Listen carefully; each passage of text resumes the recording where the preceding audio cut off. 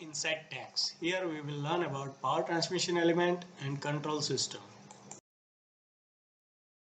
Substation equipment testing series में आज हम शुरू करेंगे ब्रेकर का जो प्री कमिश्निंग टेस्ट होता है वो उसमें आज हम देखेंगे contact resistance measurement test. Substation equipment testing series में सीटी का टेस्टिंग किस तरह से होता है उसके लिए हमने वीडियो बना के रखे हैं जिसके लिंक डिस्क्रिप्शन बॉक्स में दे रखी है, काइंडली विजिट करें।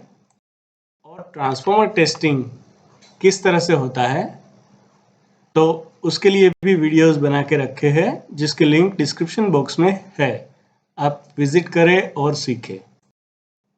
ब्रेकर के जो प्री कमिश्निंग टेस्ट होते हैं वो कौन कौन से होते हैं वो देखते हैं। तो उसमें सबसे पहले आता है ब्रेकर CRM टेस्ट, फिर ब्रेकर टाइमिंग टेस्ट, फिर ब्रेकर का IR value test. SF6 gas breaker रहेगा तो उसमें गैस का ड्यू पॉइंट टेस्ट और ब्रेकर का DCRM टेस्ट, जो dynamic contact resistance measurement test. तो उसमें से आज हम देखेंगे सर्किट ब्रेकर का कॉन्टैक्ट मेजरमेंट टेस्ट। लेकिन उससे पहले हम जानेंगे कि व्हाट इज रेजिस्टेंस, रेजिस्टेंस क्या है और उसको मेजर कैसे करते हैं, हाउ इट इज मेजर्ड। तो चलिए देखते हैं। तो सबसे पहले रेजिस्टेंस क्या है। तो resistance is a measure of opposition to the current flow in electrical circuit. ठीक है, तो करंट फ्लो जो हो रहा है उसको जो अपोज करता है उसे रेजिस्टेंस को बोलते हैं।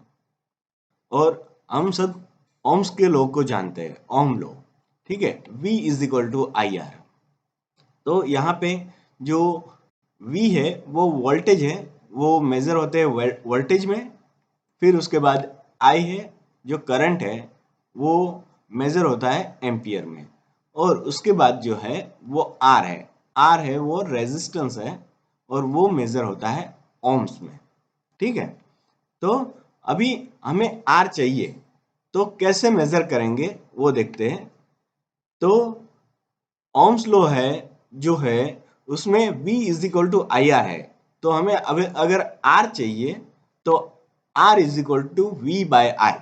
यानी कि अपने पास अगर वोल्टेज की वैल्यू और अपने पास करंट की वैल्यू दो होगी तो हम रेजिस्टेंस मेजर कर पाएंगे।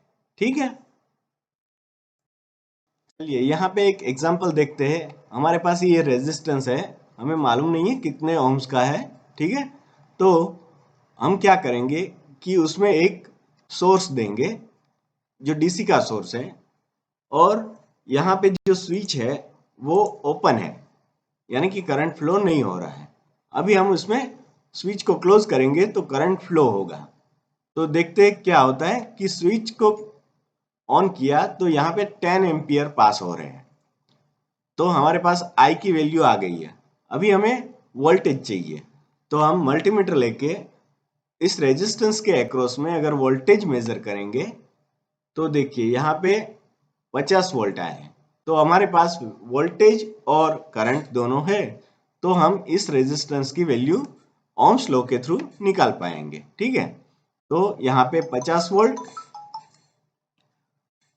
डिवाइडेड बाय 10 वोल्ट, तो यहाँ पे टोटल हो गया 5 ओम। तो इस रेजिस्टेंस का वैल्यू 5 ओम है। ठीक है, तो इस तरह से हमेशा जो रेजिस्टेंस है उसका मेजरमेंट किया जाता है। पावर सिस्टम में जहाँ पे भी ब्रेकर होता है वहाँ पे क्या होता है, ये ब्रेकर होता है उसके अंदर एक इंटरप्टर होता है। तो इंटरप्टर जो होता है वो पावर को इंटरप्ट करता है। ठीक है, वो अंदर से किस तरह से दिखता है, वो इस तरह से दिखता है। ये इसका फिक्स पोर्शन है और ये मूवेबल पोर्शन है। और यहाँ पे ये जो है यहाँ पे कांटेक्ट होता है। तो इस कांटेक्ट के रेजिस्टेंस की वैल्यू की हम बात कर रहे हैं। तो करना क्या होगा कि हमें यहाँ से करंट फ्लो करना होगा और उसके अक्रॉस में हमें वोल्टेज मेजर करना होगा जिससे कि हमारा कांटेक्ट का रेजिस्टेंस मिल जाएगा। ठीक है, ब्रेकर का इंटरप्टर अंदर से किस तरह से होता है वो देखते हैं। यहाँ पे जो हमारी लेफ्ट साइड में है वो मेल कॉन्टैक्ट है और जो राइट साइड में है वो फीमेल कॉन्टैक्ट है, और इस तरह से ये जो कनेक्ट हो गया वो ब्रेकर क्लोज कंडीशन में कनेक्ट होता है। तो ये जो दोनों पोर्शन है, ये जो मेल पोर्शन है और ये फीमेल पोर्शन है, इन दोनों के बीच में कांटेक्ट होता है और उसका कितना रेजिस्टेंस है वो हमें यहां से पता चलेगा। ठीक है, जैसे कि हमने वीडियो में देखा, ये जो पोर्शन है वो ब्रेकर का मेल कांटेक्ट है और ये जो पोर्शन है वो ब्रेकर का फीमेल कांटेक्ट है। अभी ये दोनों ब्रेकर क्लोज होने की टाइम पे एक कांटेक्ट कंप्लीट होगा, सही है। तो इसका भी रेजिस्टेंस एक्चुअली तो जीरो ही होना चाहिए, सही है, लेकिन कुछ ओम्स होता है। वो कितना होता है? तो वो माइक्रो ओम्स में होता है। तो अभी हम बोलेंगे कि माइक्रो ओम्स अगर है रेजिस्टेंस तो उसकी क्या जरूरत है, लेकिन आप समझे कि यहाँ पे जो वोल्टेज पास होने वाला है वो 66, 132, 220 या 400 वोल्ट यहाँ से पास होता है, और करंट जो होता है वो भी 300, 500, 800, 1000 एम्पियर तक पास होता है। तो ये जो रेजिस्टेंस होता है वो माइक्रो ओम होने से भी क्या होगा कि इस कांटेक्ट के अक्रॉस में कुछ वोल्टेज जनरेट होंगे, और वो वोल्टेज जो है वो भी इस ब्रेकर को डैमेज कर सकते हैं। इसीलिए जो ये कांटेक्ट है उसका कांटेक्ट रेजिस्टेंस कम से कम होना चाहिए, सही है। यहाँ पे हम देखेंगे कि ये कितने माइक्रो ओम रेजिस्टेंस है, और उसके लिए हम ब्रेकर को ये कांटेक्ट रेजिस्टेंस मेजरमेंट टेस्ट करते हैं। हमने आगे पूरा कॉन्सेप्ट समझ लिया है कि कांटेक्ट रेजिस्टेंस क्या होता है और उसको मेजर किस तरह से किया जाता है। तो यहाँ पर जो है वो इस कांटेक्ट रेजिस्टेंस मेजरमेंट करने के लिए जो किट होती है वो यहाँ पे है। चलिए देखते हैं इस किट से हम किस तरह से कांटेक्ट मेजरमेंट करेंगे। किट को अगर हम सामने से देखें तो इस तरह से दिखाई देगी। यहाँ पे सप्लाई देना है, ये स्विच है, यहाँ पे एम्पियर कितना जा रहा है वो दिखाएगा, और यहाँ पे रिजल्ट आएगा माइक्रो ओम्स में, सही है। यहाँ पे अर्थिंग देना होता है किट में। ये जो है वो करंट आउटपुट है, C+ एंड C-, और यहाँ पे जो है वो वोल्टेज इनपुट है। हमने जैसे बात किया था कि करंट को अप्लाई करना पड़ेगा और फिर उसके अक्रॉस में वोल्टेज चेक करेंगे। तो करंट और वोल्टेज अपने पास हो गए तो हमें रेजिस्टेंस की वैल्यू मिल जाएगी, सही है। यहाँ पे ये किट में दिया गया है कि 200 माइक्रो ओम्स तक हम इस तरफ रख के कर सकते हैं, और अगर उससे ज़्यादा माइक्रो ओम्स हो तो हम यहाँ पे 2000 माइक्रो ओम्स में इस नॉब को सेट कर सकते हैं। ये टेस्ट का बटन है, इसको टेस्ट की ओर घुमाएंगे और छोड़ देंगे तो हमारा टेस्ट चालू हो जाएगा। तो इस तरह से ये किट है। अभी हमें क्या चाहिए? केबल्स चाहिए, सही है। यहाँ से ब्रेकर तक के केबल्स, तो उसमें जो करंट प्रोब रहेंगे वो इस तरह से रहेंगे और जो वोल्टेज के प्रोब रहेंगे वो इस तरह से होंगे। चलिए अभी एक्चुअल टेस्ट देखते हैं किस तरह से होता है। तो सबसे पहले हम किट को अर्थिंग प्रोवाइड करेंगे।